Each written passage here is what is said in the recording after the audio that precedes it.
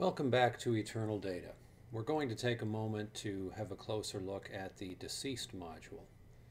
The deceased module is fairly self-explanatory in that it is the place where you store information about the deceased.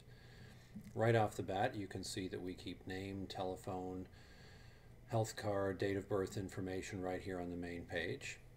In addition, we also store mailing address information, street address, death information, including information about physicians and coroners.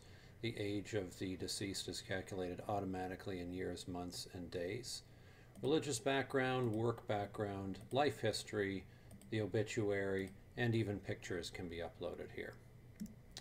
Also, we store information about associated contacts, and those contacts include purchaser or multiple purchasers, next of kin, informant, executor, parents, and of course spousal information.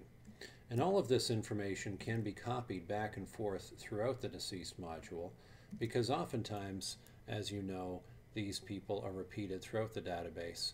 You may have someone who is a parent and an informant at the same time, and you don't want to have to keep entering that information over and over again.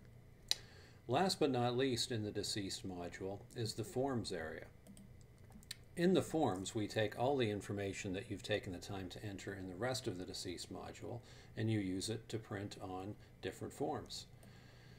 These forms can be government forms, such as driver's license refund forms, CPB death benefit forms, but also some Eternal Data created forms, such as cremation receipts, clergy records, and so on. There's plenty of forms there for you to print, and it'll save you a pile of time to be able to do it through Eternal Data. Also in the deceased module, you'll find that you can view the data in list form. You can get account summaries. And of course, you can use this information throughout the module, and that's why we have summaries here about funeral services, invoices, and so on. And we'll get back to that and look at that in more detail in other videos of Eternal Data. Please join us again if you'd like to find out more. And the other videos are right here on the website that you can view anytime. Thanks for joining us.